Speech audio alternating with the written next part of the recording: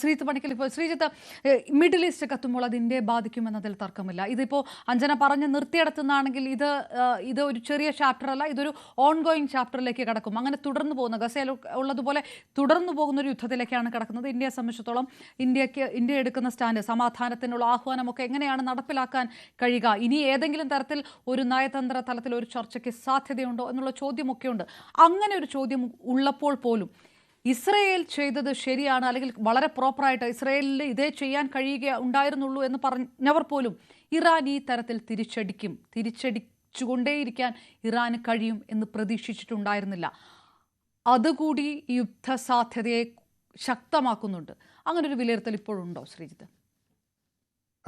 Iran തിരിച്ചടിക്കുമെന്ന് നിശ്ചയമായും Israel പ്രതീക്ഷിച്ചിട്ടുണ്ടാകും. അതല്ലാതെ ഇറാന് വേറെ നിലനിൽപ്പില്ല. കാരണം ഇറാനെ സംബന്ധിച്ചിടത്തോളം അവരുടെ ഒരു പ്രഖ്യാപിത ശത്രുവാണ് ഇസ്രായേൽ. ആ രാജ്യങ്ങൾ രണ്ടും തമ്മിലുള്ള ബന്ധം അങ്ങനെയാണ്. കഴിഞ്ഞ അരനൂറ്റാണ്ടോളമായിട്ട് അവർ തമ്മിൽ യാതൊരു വിധത്തിലുള്ള നയതന്ത്ര ബന്ധവുമില്ല. അപ്പോൾ അതുകൊണ്ട് തന്നെ രണ്ടുപേരും അങ്ങോട്ടും ഇങ്ങോട്ടും കാണുന്നത് തന്നെ ഒരേ രീതിയിലുമല്ല. ഇപ്പോൾ ഇസ്രായേലിനെ സംബന്ധിച്ചിടത്തോളം അവർ റെക്കഗ്നൈസ് ചെയ്യുന്ന ഒരു സോവറിൻ സ്റ്റേറ്റാണ് ഇറാനെങ്കിൽ, ഇറാനെ സംബന്ധിച്ചിടത്തോളം ഇങ്ങനെ ഒരു രാജ്യം, ഇസ്രായേൽ പോലൊരു രാജ്യം ഈ ഭൂമുഖത്ത് ഉണ്ടാകാൻ പാടില്ല എന്നുള്ള നിലപാടാണ് അവർക്കുള്ളത്. അപ്പോൾ അതുകൊണ്ട് തന്നെ ഒരു പ്രീഎംപ്റ്റീവ് സ്ട്രൈക്ക് നടത്തുന്ന സമയത്ത് നിശ്ചയമായും ഇറാൻ തിരിച്ചടിക്കുമെന്നും അവരുടെ സർവ്വശക്തിയും അവർ ഉപയോഗിക്കുമെന്നും കൃത്യമായിട്ട് ഇസ്രായേലിന് അറിയാം. ഇസ്രായേലിന്റെ ഒരു അഡ്വാൻറ്റേജ് അയൺ ഡോമിനെ സ്പ്ലിറ്റ് ചെയ്യുന്ന രീതിയിൽ തരത്തിലുള്ള ഒരു മിസൈൽ ടാക്ടിക്സ് ഇറാൻ ഉപയോഗിക്കുമെന്ന് അങ്ങനെ ഒരു വിലയിരുത്തലുകൾ ഇസ്രായേൽ ഉണ്ടായിരിക്കുമോ? അത്രയും കരുതിയിട്ടുണ്ടാകുമോ ഇസ്രായേൽ? അല്ല, നിശ്ചയമായിട്ടും അത് ഉണ്ടാകാം. കാരണം ഈ വലുതെന്നോ ചെറുതെന്നോ ഉള്ള ഈ സൈന്യത്തിന്റെ ശക്തിയിലോ സൈന്യത്തിന്റെ നമ്പറിലോ പ്രവിശ്യയുടെ വലിപ്പത്തിലോ ഒന്നും തന്നെ വലിയ കാര്യമില്ല എന്ന് ഈ കഴിഞ്ഞ കുറച്ച് നാളുകളായിട്ട് നടക്കുന്ന സംഘർഷങ്ങളെല്ലാം തന്നെ നമ്മളെ കാണിച്ചു തരുന്നുണ്ട്. അപ്പോൾ ഒരു മിലിറ്ററി മൈറ്റ് എന്ന് പറയുന്നത് നേരത്തെ നമ്പർ ഓഫ് ടാങ്ക്സിൻ്റെയോ നമ്പർ ഓഫ് ഫ്ലൈ കാരിയേഴ്സിൻ്റെയോ ഒക്കെ തന്നെ അടിസ്ഥാനത്തിലായിരുന്നുവെങ്കിൽ ഇന്ന് അതൊക്കെ മാറിയിട്ടുണ്ട്. അപ്പോൾ അതുകൊണ്ട് തന്നെയാണ് ഹമാസും ഇസ്രായേലും തമ്മിലുള്ള യുദ്ധം പോലും ഇങ്ങനെ നീണ്ടു നിൽക്കുന്നത്. യുക്രൈനും റഷ്യയും തമ്മിലുള്ള യുദ്ധമൊക്കെ ആദ്യഘട്ടത്തിൽ നമ്മളതിൻ്റെ ചർച്ചകളൊക്കെ ആലോചിച്ച് നോക്കിക്കഴിഞ്ഞാൽ വിദേശകാര്യ വിദഗ്ധരായിട്ടുള്ള ആൾക്കാരും ഡിഫൻസ് അനലിസ്റ്റുകളും പോലും പറഞ്ഞിരുന്നത് ഏതാനും ആഴ്ചകൾക്കുള്ളിൽ അല്ലെങ്കിൽ കുറഞ്ഞത് ഒരു 1.5 മാസത്തിനുള്ളിൽ ആ യുദ്ധം റഷ്യ ജയിക്കുമെന്നാണ്. പക്ഷെ അത് ഏത് ഘട്ടത്തിലാണ് എത്തി നിൽക്കുന്നത് എന്നും ഇപ്പോഴും വർദ്ധിത വീര്യത്തോടു കൂടി തന്നെ യുക്രൈൻ തിരിച്ചാക്രമിക്കുന്നതും ഒക്കെ തന്നെ നമ്മളിവിടെ കണ്ടുകൊണ്ടിരിക്കുകയാണ്. അപ്പോൾ അതുകൊണ്ട് എനിക്ക് തോന്നുന്നില്ല ഒരു വേൾഡ് ഓർഡർ മാറിയിട്ടുണ്ട്, അല്ലെങ്കിൽ ആൾക്കാരുടെ എക്വിപ്മെൻറ്റ് കപ്പാസിറ്റി ഒക്കെ മാറിയിട്ടുണ്ട്, അവരുടെ പ്രഹരശേഷിയിൽ വ്യത്യാസം ഉണ്ടായിട്ടുണ്ട്. അപ്പോൾ irrespective of your fleet size അല്ലെങ്കിൽ irrespective of the number of armed vehicles you have, ഇതൊന്നും അല്ല ഇന്നത്തെ പ്രശ്നം. ഇന്ന് ഇതിൻ്റെ പ്രിസിഷനാണ്. അപ്പോൾ ആ പ്രിസിഷൻ കൊണ്ട് തന്നെയാണ് ഒരുപക്ഷെ അയൺ ഡോമിനെ ഭേദിക്കാമെന്നുള്ളത് നേരത്തെ കാണിച്ചു തന്നത് ഹമാസാണ്. കാരണം നമ്പർ ഓഫ് സ്ട്രൈക്സ്, ഒരു അറേ ആയിട്ട് ഒരു ബരാജ് ആയിട്ട് അറ്റാക്ക് പോകുന്ന സമയത്ത് അതിനെ ഡിഫെൻഡ് ചെയ്യുന്നതിന് വേണ്ടിയിട്ട് ഒരു 80% ആക്യുറസി വന്നാൽ പോലും 20% അവിടേക്ക് പോകുമെന്നുള്ള ഒരു കാര്യം വളരെ വ്യക്തമാണ്. തന്നെയുമല്ല, ഡ്രോൺസിനെ പ്രതിരോധിക്കുന്നത് പോലെയല്ല മിസൈൽസിനെ പ്രതിരോധിക്കുന്നത് എന്നുള്ളതും നമ്മൾ ഇതിനോടകം തന്നെ കണ്ടതാണ്. അപ്പോൾ അതുകൊണ്ട് തീർച്ചയായിട്ടും അത് ചെയ്യാനായിട്ടുള്ള കപ്പാസിറ്റി ഇവർക്കുണ്ട്. പിന്നെ മിലിറ്ററി മൈറ്റിൽ അത്ര മോശമായിട്ടുള്ള ഒരു രാജ്യമൊന്നുമല്ല ഇറാൻ. ഇറാനെ സംബന്ധിച്ചിടത്തോളം അവർക്ക് അവരുടേതായിട്ടുള്ള എക്യുപ്മെൻ്റ് ഉണ്ട്, അവർക്ക് ഓപ്പൺ ആയിട്ടുള്ള ഡീലുകളും രഹസ്യമായിട്ടുള്ള ഡീലുകളും ഉണ്ട് എന്നതുമായി ബന്ധപ്പെട്ട് നിരവധി വാർത്തകൾ വന്നതാണ്. അവർ ഈ ഹൂത്തികളെ ആണെങ്കിലും ഹമാസിനെ ആണെങ്കിലും ഹെസ്ബുള്ളയെ ആണെങ്കിലും അവർ ഫൈനാൻസ് ചെയ്യുക മാത്രമല്ല അവർ ആയുധങ്ങൾ സപ്ലൈ ചെയ്ത് കൂടി സഹായിക്കുന്നുണ്ട് എന്ന രീതിയിലത്തേക്കുള്ള വലിയ ആരോപണം കേട്ടുകൊണ്ടിരിക്കുന്ന ഒരു രാജ്യമാണ്. അപ്പോൾ ഇൻഡയറക്റ്റ് ആയിട്ടായിരുന്നു ഇതുവരെ ഇവരെ ആക്രമിച്ചിരുന്നത് എങ്കിൽ അതുമായി ബന്ധപ്പെട്ട പല വാർണിംഗ്സും ഇസ്രായേലിൻ്റെ ഭാഗത്ത് നിന്ന് ഉണ്ടായിരുന്നുവെങ്കിൽ ഒരു ഡയറക്റ്റ് കോൺഫ്ലിക്റ്റിലേക്ക് വരുന്ന സമയത്ത് എല്ലാ ശക്തിയും ഉപയോഗിച്ചുകൊണ്ട് തന്നെ ഇറാൻ പ്രതിരോധിക്കുമെന്നും തിരിച്ച് ആഘാതം ഏൽപ്പിക്കുമെന്നും ഉള്ളതിനെക്കുറിച്ച് ഇസ്രായേലിന് ഉറപ്പായിട്ടും അറിയുന്നുണ്ടാവും. പക്ഷേ അവരുടെ അഡ്വാൻറ്റേജ് ഞാൻ നേരത്തെ പറഞ്ഞതുപോലെ അവർക്ക് ഡിഫെൻഡ് ചെയ്യേണ്ടുന്ന ടെറിട്ടറിയുടെ സൈസ് വളരെ കുറവാണ്. തന്നെയുമല്ല അവിടെ വളരെ കാലങ്ങളായിട്ട് അവരെ സംബന്ധിച്ചിടത്തോളം ഏതൊരു ഹൈറൈസ് ബിൽഡിംഗ് ഉണ്ടാക്കുകയാണെങ്കിലും അതിന് താഴെ ബങ്കറുകളും മറ്റു കാര്യങ്ങളും മാൻഡേറ്ററി ആയിട്ട് തന്നെ അവർ ഉണ്ടാക്കുന്നുണ്ട്. അപ്പോൾ അതുകൊണ്ട് ഒരുപക്ഷെ ഇറാനിൽ ഏൽപ്പിക്കുന്നത്രത്തോളം ആഘാതം നമ്മളിപ്പോൾ സിവിലിയൻ കാഷ്വാലിറ്റിയിൽ നോക്കിക്കഴിഞ്ഞാൽ അത്രത്തോളം ഒരുപക്ഷെ ഇസ്രായേലിൽ ഉണ്ടാവില്ല എന്നുള്ള ഒരു വ്യത്യാസമുണ്ട്. പിന്നെ തന്നെയുമല്ല അവർക്ക് വളരെ മുമ്പേ തന്നെ അലാം സിസ്റ്റംസ് ഒക്കെ തന്നെ പ്രവർത്തിക്കുന്നതിന് വേണ്ടിയിട്ടുള്ള സംവിധാനങ്ങളുണ്ട്. പിന്നെ ആൾക്കാർക്ക് ഇത് ശീലവുമാണ്. പ്രത്യേകിച്ച് ഹമാസുമായിട്ടുള്ള ഒരു കോൺഫ്ലിക്റ്റ് ഉള്ളത് കൊണ്ടും ദീർഘകാലമായിട്ട് അത് നിൽക്കുന്നത് കൊണ്ടും ആൾക്കാർക്ക് എങ്ങനെയാണ് ഒരു സിറ്റുവേഷനെ ഫേസ് ചെയ്യേണ്ടത് എന്നതുമായി ബന്ധപ്പെട്ട് കുറച്ചുകൂടി അലേർട്ടായിട്ടുള്ള അല്ലെങ്കിൽ അവെയർ ആയിട്ടുള്ള ആൾക്കാരാണ് അവിടുത്തെ നോർമൽ സിറ്റിസൺസ് പോലും. അപ്പോൾ അതുകൊണ്ട് തന്നെ നമ്പർ ഓഫ് കാഷ്വാലിറ്റീസ് നോക്കുകയാണെങ്കിൽ ഇറാനിൽ കൂടാനുള്ള സാധ്യത മാത്രമേ ഉള്ളൂ എന്നുള്ളതാണ് ഒരു വശം. രണ്ട്, ഇപ്പോൾ ഇന്ത്യയുടെ കാര്യം പറഞ്ഞു കഴിഞ്ഞാൽ നിശ്ചയമായും ഇന്ത്യയെ സംബന്ധിച്ചിടത്തോളം ഇന്ത്യ ആക്റ്റീവായിട്ട് ഇതിലൊന്നും തന്നെ ഇൻവോൾവ് ചെയ്യുന്നൊരു പ്ലെയർ അല്ല. ഇപ്പോൾ നമുക്കറിയാം നമ്മുടെ ഇവിടെയുള്ള ഇസ്രായേലിൻ്റെ അംബാസിഡർ തന്നെ ഇന്ത്യ ഇതിലിടപെട്ട് ഒരു മധ്യസ്ഥതയുമായി ബന്ധപ്പെട്ട് മുന്നോട്ട് പോകണമെന്ന രീതിയിലത്തേക്കുള്ള ഒരു സജഷൻ മുന്നോട്ട് വെക്കുമ്പോൾ പോലും ആ ഒരു ട്രിഗറിനെ പോലും പിടിച്ചുകൊണ്ട് അതിനെ ആ രീതിയിലത്തേക്ക് കൊണ്ടുപോകാനായിട്ട് നമ്മൾ ആഗ്രഹിക്കുന്നില്ല. അതൊരു പക്ഷേ നമ്മൾ തന്നെ എടുക്കുന്ന പല വിദേശ നയത്തിന്റെ ഭാഗമായിട്ട് എടുക്കുന്ന പല തീരുമാനങ്ങളുമായിട്ടും അലൈൻ ചെയ്തു പോകുന്നതാണ്. അപ്പോൾ നമ്മളെ സംബന്ധിച്ചിടത്തോളം കാശ്മീർ ഇഷ്യൂ എന്ന് പറയുന്നത് ബൈലാറ്ററായിട്ടേ ചർച്ച ചെയ്യുകയുള്ളൂ. അതിലൊരു മൂന്നാമതൊരാളിന്റെ മധ്യസ്ഥതയെ നമ്മൾ എൻകറേജ് ചെയ്യുന്നില്ല എന്നുള്ളത് നമ്മുടെ സ്റ്റേറ്റഡ് പൊസിഷനാണ്. അതേപോലെ തന്നെ നമ്മൾ മറ്റുള്ള ഒരാളിന്റെ വിഷയത്തിലും ഇതേപോലെ പോയി ഇടപെടുന്നില്ല.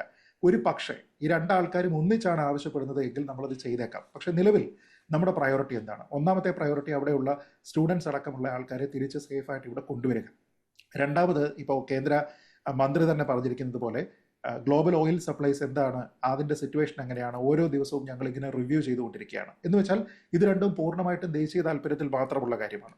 അപ്പോൾ ഇങ്ങനെ ഒരു പിന്നെ മീഡിയേഷനിലേക്കോ കാര്യത്തിലേക്കോ ഒക്കെ തന്നെ നിലവിൽ ഇന്ത്യ പോകാനുള്ള ഒരു സാധ്യതയില്ല. പക്ഷെ ഒരു പക്ഷേ അതിന് ചെയ്യാനുള്ള സാധ്യതയുള്ളത് ട്രംപ് ട്രൂത്ത് സോഷ്യലിനും മറ്റും ഇങ്ങനെ പോസ്റ്റുകളൊക്കെ ഇട്ടുകൊണ്ട് ഞാൻ ഇന്ത്യയും പാകിസ്ഥാനും തമ്മിലുള്ള പ്രശ്നം നിർത്തിയതുപോലെ ഞാൻ തന്നെ ഇതിൽ ഇടപെടും എന്നൊക്കെ പറഞ്ഞതിനേക്കാൾ കൂടുതൽ റിയലിസ്റ്റിക് ആകാനുള്ള ഒരു പോസിബിലിറ്റി റഷ്യയുടെ ഭാഗത്ത് നിന്നാണെന്നാണ് ഞാൻ കരുതുന്നത്. കാരണം റഷ്യ ഇപ്പോൾ തന്നെ ഇതിനെ ഡീഎസ്കലേറ്റ് ചെയ്യാവുന്ന രീതിയിലത്തേക്കുള്ള ചില കാര്യങ്ങൾ ഓൾറെഡി പറഞ്ഞിട്ടുണ്ട്. അതായത് ഹൈലി എൻറിച്ച്ഡ് ആയിട്ടുള്ള യുറേനിയം ഇപ്പോൾ തന്നെ ഇറാൻ്റെ കയ്യിൽ ഉണ്ട് എന്നുള്ളതിനെക്കുറിച്ച് റഷ്യയുടെ ഒരു ഇൻഡയറക്റ്റ് അഡ്മിഷൻ കൂടിയാണ്. കാരണം അവർ തന്നെ പറയുന്നത്, അന്താരാഷ്ട്ര ആണവോർജ്ജ ഏജൻസി ഇത് പറയുന്നു, ഇറാൻ ഡിക്ലെയർ ചെയ്യുന്നില്ല, ഇസ്രായേൽ ആരോപിക്കുന്നു.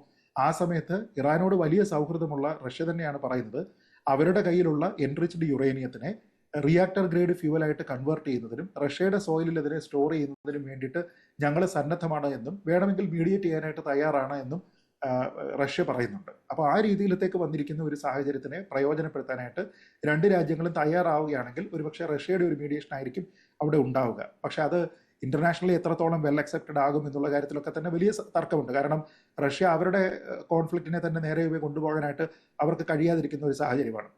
അപ്പോൾ ഈ ഒരു സമയത്ത് ഞാൻ മനസ്സിലാക്കുന്നത് ഒരുപക്ഷെ ഒരു റീജിയണൽ സ്പിൽ ഓവർ ഈ കാര്യത്തിലുണ്ട്. കാരണം ഇത് ഈ അങ്ങോട്ടും ഇങ്ങോട്ടും അടിക്കുന്ന ആൾക്കാർ തമ്മിൽ മാത്രം സെറ്റിൽ ചെയ്യുന്നതായിരുന്നു പണ്ട് കാലത്തെ യുദ്ധങ്ങളെങ്കിൽ ഇന്ന് അങ്ങനെയല്ല. കാരണം അതിൻ്റെ ആഫ്റ്റർ എഫക്ട്സ് ആണെങ്കിലും ഇത് നടക്കുന്ന സമയത്ത് തന്നെയുള്ള പ്രതിസന്ധിയും ഒക്കെ തന്നെ റീജിയണലായിട്ട് അവിടുത്തെ ജിയോ പൊളിറ്റിക്സിൽ വലിയ കാര്യമായിട്ട് ബാധിക്കുന്നു. ഓയിൽ പ്രൈസ് വർദ്ധിക്കുന്നു എന്ന് പറയുന്നത് ആ മേഖലയിലെ തന്നെ ഏറ്റവും പ്രധാനപ്പെട്ട ഒരു പ്രശ്നമാണ്. കുറെ കഴിയുമ്പോഴേക്ക് ആഗോളതലത്തിൽ തന്നെ പ്രശ്നം ഉണ്ടാകാൻ വലിയ സാധ്യതയുള്ള ഒരു വിഷയമായിട്ട് അത് മാറാനുള്ള സാധ്യതയുണ്ട്. പിന്നെ ഇതുമായി ബന്ധപ്പെട്ട് കുറേയധികം ഷിപ്പിംഗ് റൂട്ട്സ് ഉണ്ട്.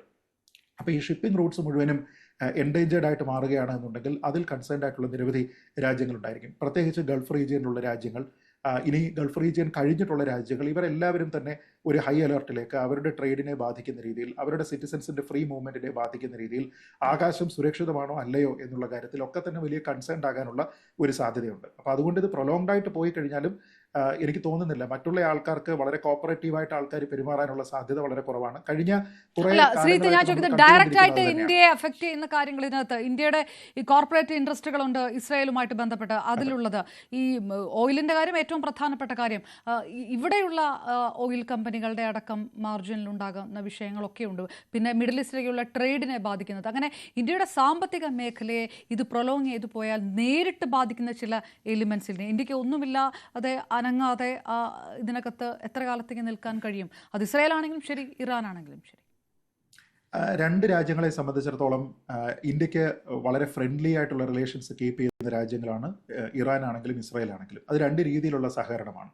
ഇപ്പോൾ നമ്മുടേതായിട്ടുള്ള ഡിപ്ലോമാറ്റിക് ആയിട്ടുള്ള ചില കാര്യങ്ങളുണ്ട്. ഉദാഹരണത്തിന് കാശ്മീർ വിഷയം. ആ കാശ്മീർ വിഷയവുമായി ബന്ധപ്പെട്ടിട്ട് ഒരുപക്ഷെ വ്യത്യസ്തമായിട്ടുള്ള അഭിപ്രായങ്ങൾ ഇറാനും ഉണ്ടായിരിക്കാം, ഇസ്രായേലിനും ഉണ്ടായിരിക്കാം.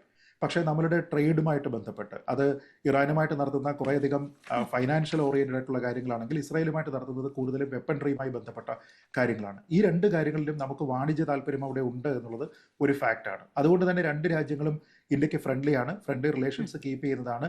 യാതൊരു വിധത്തിലുള്ള പ്രശ്നവും രണ്ട് രാജ്യങ്ങളുമായിട്ടില്ല. അതുകൊണ്ട് തന്നെ നമ്മളൊരു വെയിറ്റ് ആൻഡ് വാച്ച് അപ്രോച്ച് തന്നെ തുടരാനുള്ള സാധ്യത മാത്രമേ ഉള്ളൂ നമ്മളെ സംബന്ധിച്ചിടത്തോളം. അതുകൊണ്ടാണ് ഞാൻ നേരത്തെ പറഞ്ഞത് ഈ സംഘർഷം ഉണ്ടാകുന്ന സമയത്ത് നമ്മുടെ ടോപ്പ് പ്രയോറിറ്റിയിലെ രണ്ട് കാര്യങ്ങൾ ഏതൊക്കെയാണ്? ഒന്ന്, അവിടെയുള്ള നമ്മുടെ സ്റ്റുഡൻസ് അടക്കമുള്ള ആൾക്കാരുടെ സേഫ് എക്സിറ്റ് ഉറപ്പുവരുത്തുക എന്നുള്ളതും.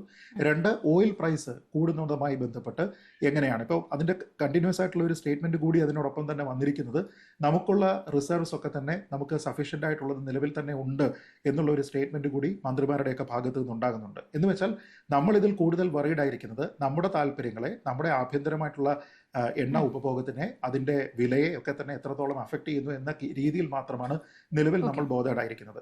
ഒരു പക്ഷേ ഇറാനിൽ നിന്നുള്ള കാര്യത്തിനെ നമ്മൾ അത്രത്തോളം ഡിപ്പെൻഡ് ചെയ്യാതിരുന്ന ഒരു ഘട്ടം ഉണ്ടായത് പോലും റഷ്യയിൽ നിന്ന് നമ്മൾ കൂടുതലായിട്ട് ഓയിൽ ഇമ്പോർട്ട് ചെയ്യാനായിട്ട് തുടങ്ങിയ ഒരു ഘട്ടത്തിലാണ്. നമ്മുടെ സാമ്പത്തികമായിട്ടുള്ള താല്പര്യങ്ങളെയോ വാണിജ്യ താല്പര്യങ്ങളെയോ നിലവിൽ ഇത് കാര്യമായിട്ട് ബാധിക്കില്ല. പക്ഷേ ലോങ് ടൈമിൽ നിശ്ചയമായിട്ടും ഈ രീതിയിലത്തേക്കുള്ള ഇഫക്റ്റുകൾ ഉണ്ടാകാനുള്ള സാധ്യതയുണ്ട്. ഞാൻ തിരികെ വരാം. വെയിറ്റ് ആൻഡ് വാച്ച് ഒരു പൊസിഷൻ. യെസ്, ശ്രീജിത്ത് പറഞ്ഞത്